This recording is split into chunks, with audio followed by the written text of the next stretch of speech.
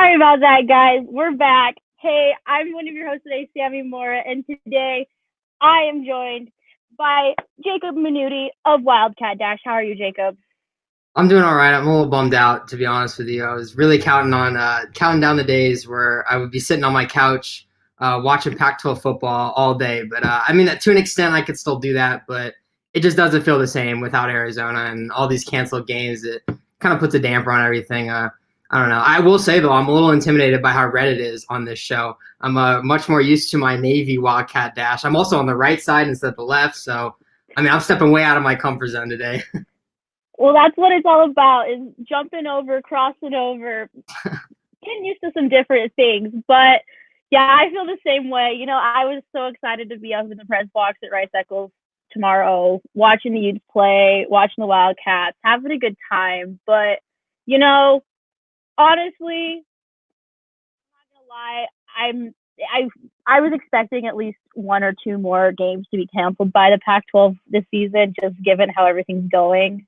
So Yeah, I mean, it's a real shame because, the way that the Pac-12 schedule was arranged to be, 7 games in 7 weeks, was really no room for error because that seventh game is a few days before that final college football playoff committee voting meeting, where they pick all the final playoff teams and, they set all the bowl games. So, I mean, it was just a tough situation because, we really don't know when or if this game will actually get rescheduled. I mean, at this point, the only realistic option is instead of that seventh week where there's the cross division game, you use that extra week to reschedule all the canceled games. That's really the only real opportunity to make these games up for right before the bowl season. But you're totally right. We should have seen this coming. Like, it was just so ignorant for the Pac-12 to just assume that none of these games were going to be canceled and everything was going to go smoothly, and we don't need any wiggle room.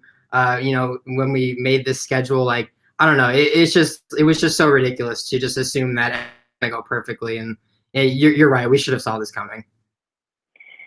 like, look at the Big Ten. The Big Ten has already had to cancel how many games, and they're kind of in the same. They were in the same boat as the Pac-12. They've made their schedule with no wiggle room. So it's disappointing. It's upsetting, and like, I don't know how things are down in Arizona, but the cases have spiked drastically here in Utah over the last like week and a half. So it's disappointing, and it hurts. Like, I hurt for the players, I hurt for the coaches, I hurt for the fans, I hurt for the media, and I hurt for everyone who's involved, because we have been looking forward to this for such a long time, and especially Utah fans who have so much to look forward to. This team was so exciting. You have a really good offense with still. We don't know who the starting quarterback's going to be for Utah. We have to wait yet another week to find out if there will even be, like, if we even play against UCLA next week. But we don't know. That's a topic for another day. But like, from my vantage point as a Utah reporter, is this team was really exciting, and this was really an intriguing matchup for me.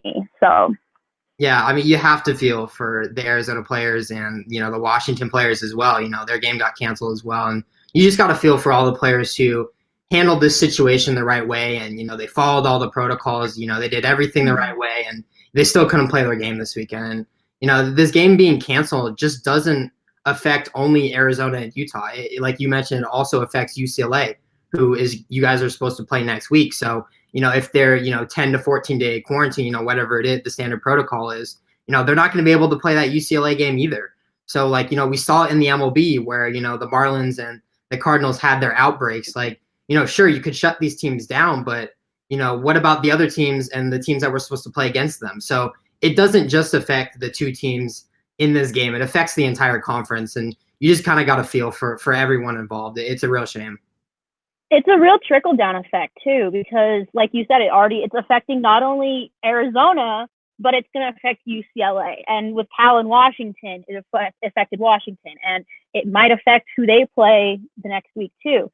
It's just a big thing. I do want to go back to the point you made about rescheduling games for that week, that like seventh week.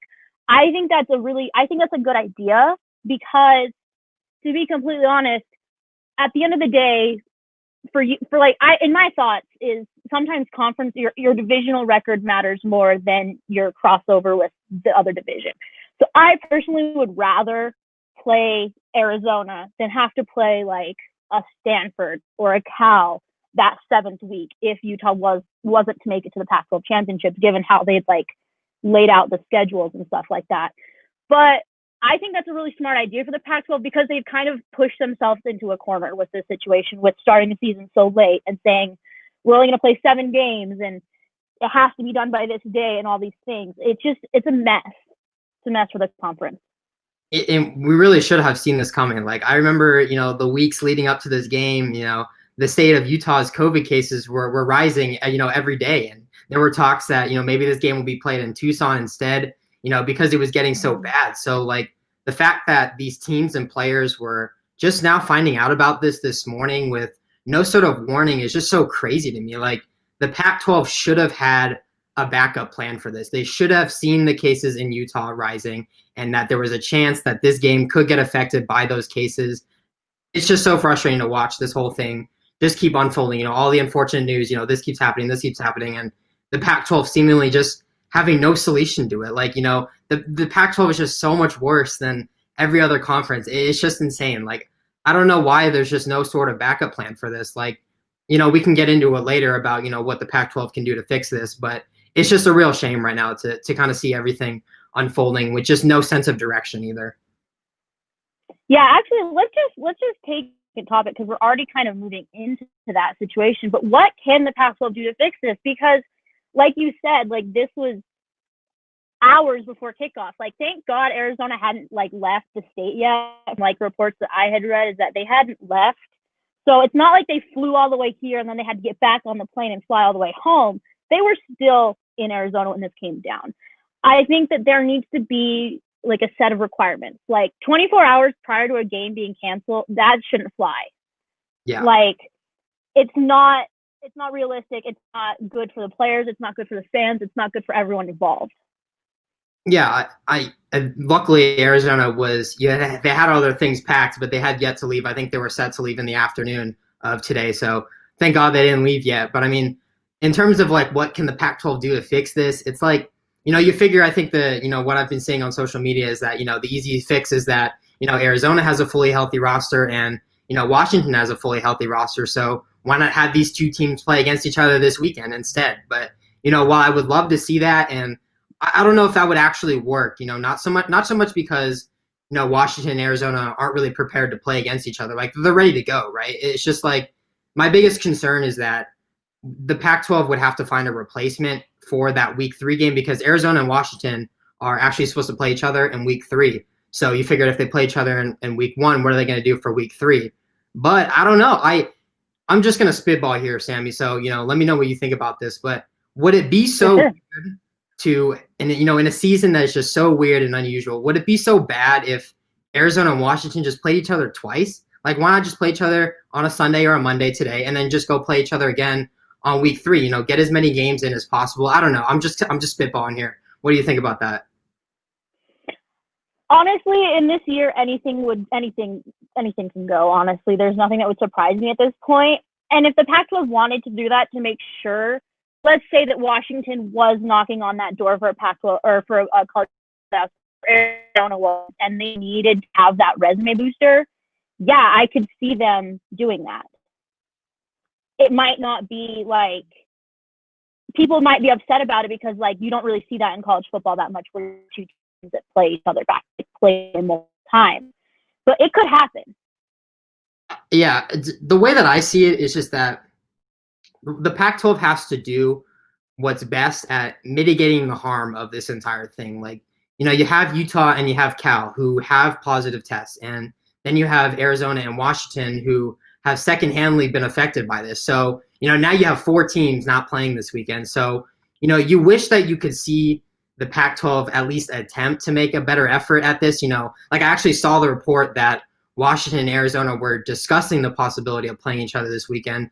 And, I think the report said that, the two sides just like couldn't come to agreement, or the Pac-12, just like couldn't figure it out. Like, I don't know. Like, I just don't believe that. Like, that report came out like not even an hour after this morning's cancellation. Like, just the timeline doesn't add up to me. Like, there's no way you could have had a civil and reasonable discussion about having this game played on Sunday or on Monday, not even an hour after you decided to cancel the game. Like something just doesn't add up there. Like I just wish that the Pac-12 made a better effort in mitigating the harm of this entire thing. And I don't know, I don't see a huge deal with playing Washington twice, especially this year. Like who cares?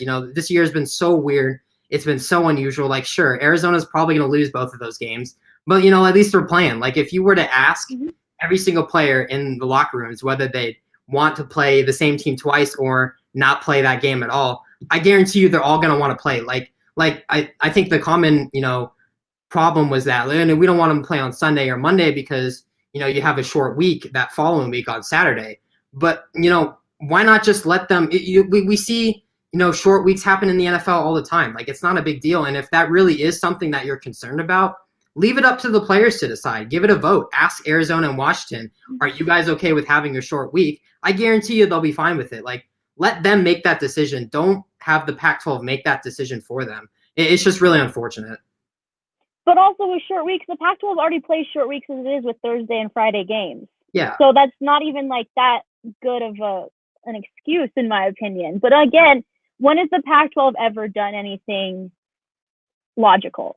They haven't. The Pac-12 never does. It never seems like it. Like I said it when the season was canceled the first time. It felt like a rash. Cole said that. My co-host for Ute Dash, he said it felt like a rash decision to just cancel it away. And then you hear the reports that took that with the Quidel, with the daily rapid testing, it took them that long to come to an agreement to play starting this weekend. That should say something too. Like, I'm not saying it's all the Pac-12, like it goes back down to the chancellors and the presidents and stuff like that. But majority of this comes down to the lack of leadership of Larry Scott. Larry Scott is not a good commissioner. He never has been. He never will be. And it's showing. Like this, if any time had proven to people why he shouldn't be the commissioner of the Pac-12, it's 2020. 100%. It's just like, and we're going back, like it just blows my mind that there was no sort of backup plan. Like you should have seen the cases rising in Utah. Like I was seeing it weeks ago that, maybe this game could go play in Tucson. Like, shouldn't there be some sort of a backup plan? I didn't see any of that from the Pac-12. Like there's just there's just no way that they found out about this morning and then just decide to just cancel it. Like there had to have been a few signals, a few flares, the night before, or on, what day is it? Friday. So on Wednesday, maybe something might have happened. Like there's just no way that all of like the Pac-12 is just now hearing about this for the first time. That like, oh my gosh, we have positive tests. Like what? Like there's just no way. Like I can't believe that there was no sort of backup plan. And they were just doing, we were talking about, when they first made the season about, are they really doing what's best for the Pac-12 or are they doing what's best for, themselves in terms of just making themselves look better, right? Like, I think as soon as the Big Ten decided to go back to playing, the Pac-12 wanted to play right away too. Like they should have done what's best for the Pac-12, not follow whatever exactly the Big Ten is doing. Like the leadership is just a wreck up there. And it's a real shame to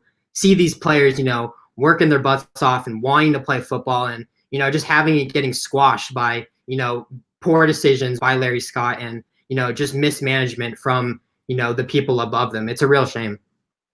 And like in the statement that the athletic department released, they said that it's been 24 hours. So they knew about this yesterday. And Utah Athletics does a really good job of like making sure that everyone is like transparent with situations and stuff like that. But if you know something is going on 24 hours in advance, I'm pretty sure especially something so severe as this and something so like impactful, I'm pretty sure you should have made the statement sooner rather than later. And in this instance, it was a little too late for me.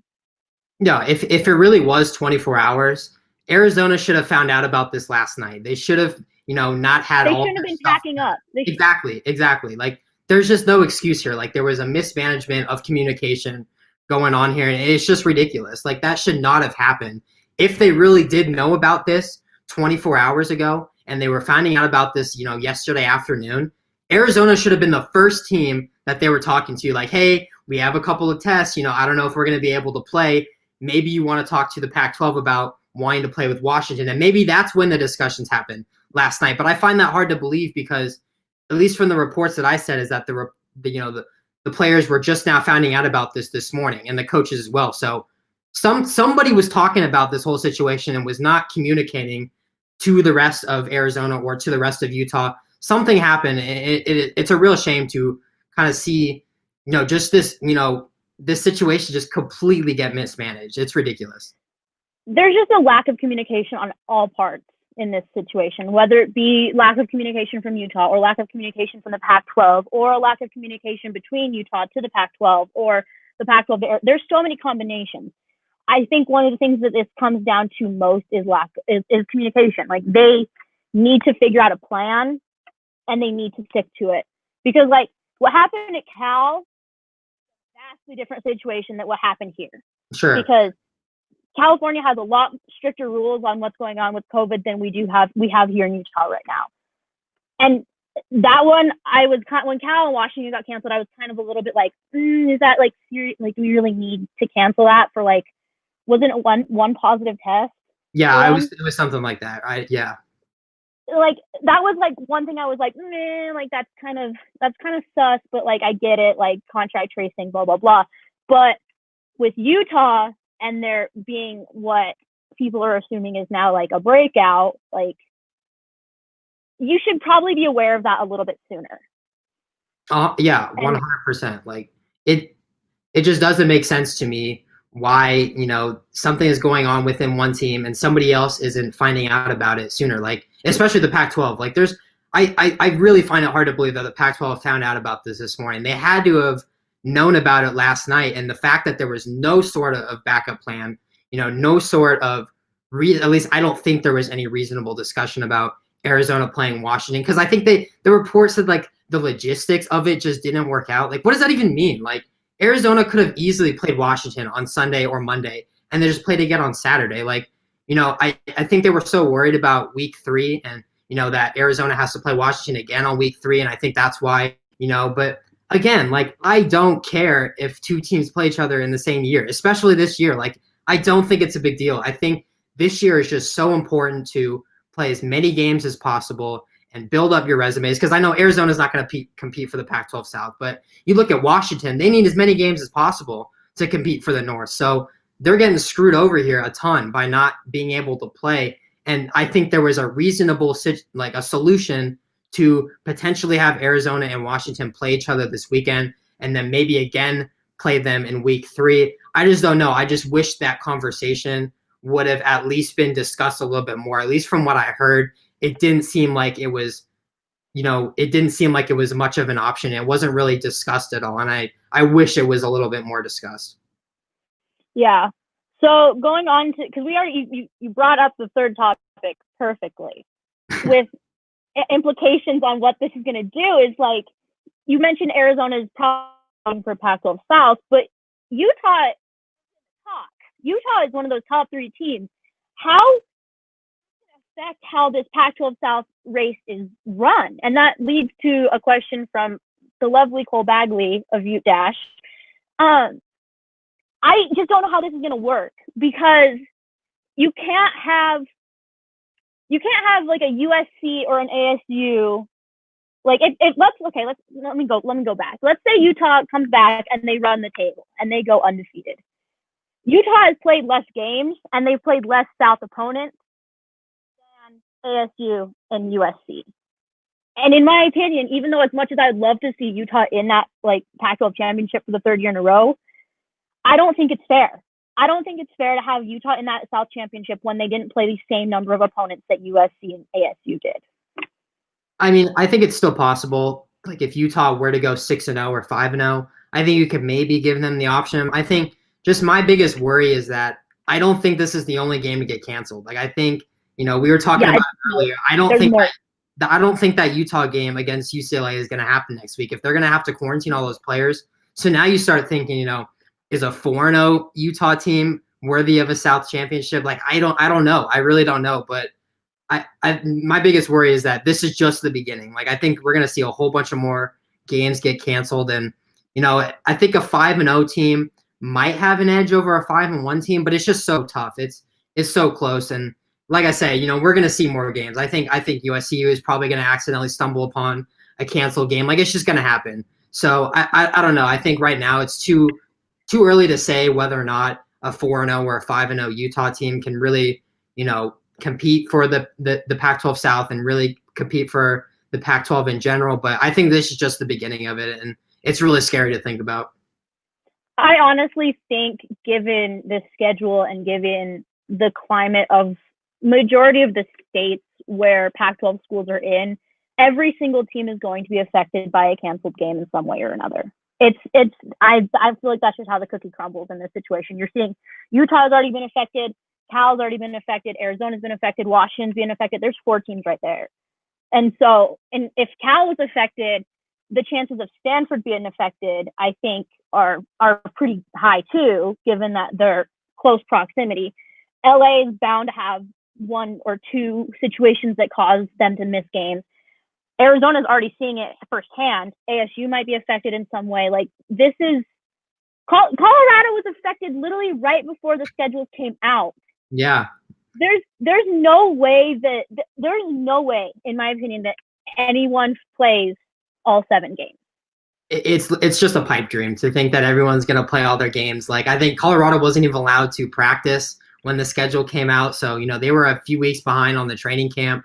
Like that's why I think it was so important when you made this schedule to do what's best for the Pac-12 and not just do what everybody else is doing, because the Pac-12 and the Big Ten were such different situations. Like the Big Ten was still practicing when they decided to cancel their season, and then they re-upped it, but they were still practicing during that time.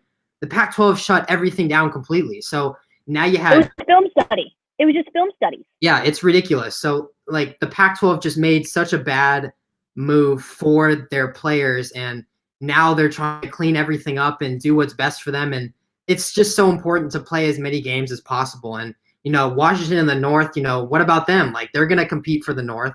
They're going to need as many games as possible to build up that resume. You can't have them going and playing 4 or 5 games. Like you have to at least try to set some games up. And I think that 7th game probably isn't going to happen. I think that'll just be a makeup week for everybody. But I just wish there was a little bit more of an effort, because it's just such a waste of a season if somebody goes 4-0. Like, cool, you went 4-0, you only played 4 games.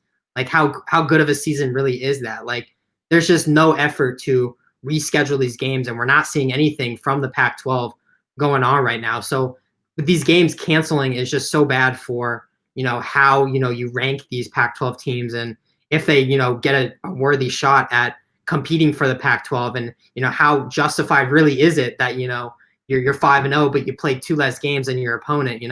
It's just a mess right now. And honestly, also it messes with the conference's chances of making it to the college football playoffs. Yeah. Because if Oregon or USC if they're the top 2 teams from the conference, and if they're knocking on that door of that college football playoff, but Oregon had 1 game canceled, and they're like a 6-0 Oregon team, and they're up against like a 1-loss Ohio State team. Why would the college football playoff committee let that 6-0 Oregon team in over a 1-loss Ohio State team who played all of their games? Yeah, like the Pac-12 is already at a disadvantage to begin with, only playing 7 games, and everybody else is playing 9, 10, 11 games. So, like, it's bad enough that a 7-0 team probably doesn't have a chance at the Pac-12, or the college football playoffs. But now you're going to be playing 5 or 6 games, and the Pac-12 is just okay with that. Like, there's just no sort of effort to reschedule these games, and like it's already bad that they're playing 7 games, and now it looks like they're only going to be playing 5 or 6. Like, it's just bad. It's just a bad situation. The standard that the Pac-12 has put in place for football is dirt low this year. It's not good. I admit, yes, their testing protocols are really good and like stuff like that, but they have no backup plan. Like you've mentioned it, they have no backup plan. I think the Pac-12 followed too quickly is what I want to say, because they saw like, oh, well, the Big Ten's playing and the Big 12's playing and the ACC's playing, the SEC's playing. Well, we're not playing. Like, we need to play, which is, I understand where they're coming from, being like a P5 and stuff like that, and you want that recognition and stuff.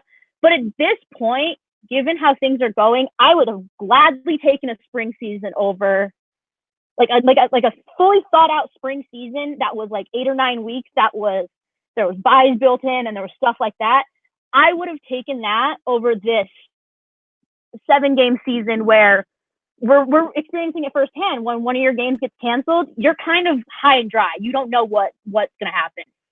Yeah, that was something that we talked about on Wildcat Dash a couple weeks ago when the schedules first came out. Is this even a good idea? Should a spring season or a winter season be a better option? I was fully on board with a winter or spring season. I think that if the Pac-12 was the only team playing in the winter or in the spring, like they were the only conference playing, you're going to get all the spotlight. You're going to get all the media attention, which, the Pac-12 loves. That's exactly what they need, is more exposure. So you're playing in the winter, you're playing in the spring. All the eyes are focused on you. Like, sure, there's college basketball going on, but people still love college football. They're going to tune into those games. Like, they should have, just to go from we're not playing any sort of sports until January of 2021 to 2 weeks later saying, oh, yeah, we're going to start our season and you only have 6 weeks to prepare and it's going to be a 7-game schedule. And, the 7th game is going to be right before the final, playoff committee meeting, right before all the bowl games are selected. Like, it's just so ridiculous. It's such a pipe dream to think that that was going to work out completely perfect with no problems at all. Like, it really would have been the better option to go with a winter or spring season. Like, sure, you're not playing in any bowl games, but like, you're getting all the attention of playing all by yourself and nobody, you're not having to compete for media or, TV times with Alabama or, Georgia or Florida. You don't have to compete with those big teams. You have all of, the media attention honed in on you. Like it would have given everybody more time, a few more months to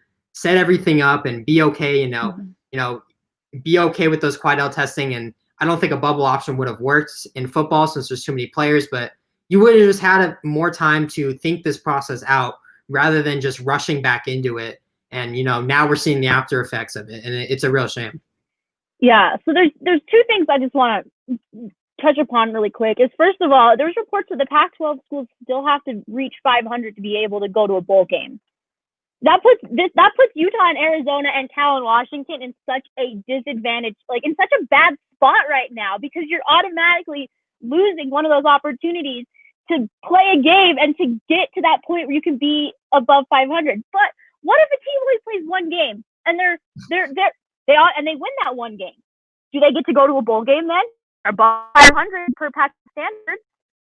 Just Larry Scott is just making it impossible for the Pac-12 to succeed. Like, the CFP already said that there's no requirements for bowl games. Like, you could do whatever you want and still get into a bowl game. And Larry Scott was like, oh, no, you have to be 500. Like, what are you doing, Larry Scott? Just let, your teams play in the bowl games. Like, sure, Arizona might go 2-5 and they're in some like weird Foster Farms, Cheez-It Bowl. But like, they're still in a game. Like, they're still playing in a bowl game. Why not have that? They're still bringing in the money.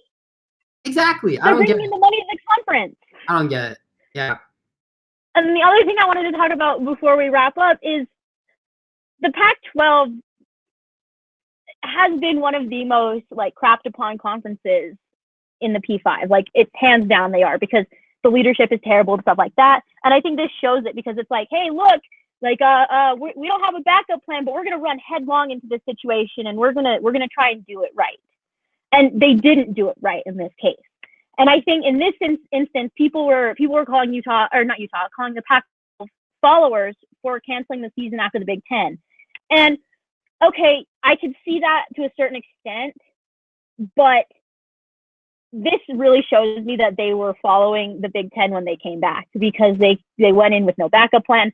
And like, yes, the Big 12's in the same situation, or the Big 10's in the same situation as Utah or as the Pac-12 in this, but people respect the Big 10 a lot more than they respect the Pac-12.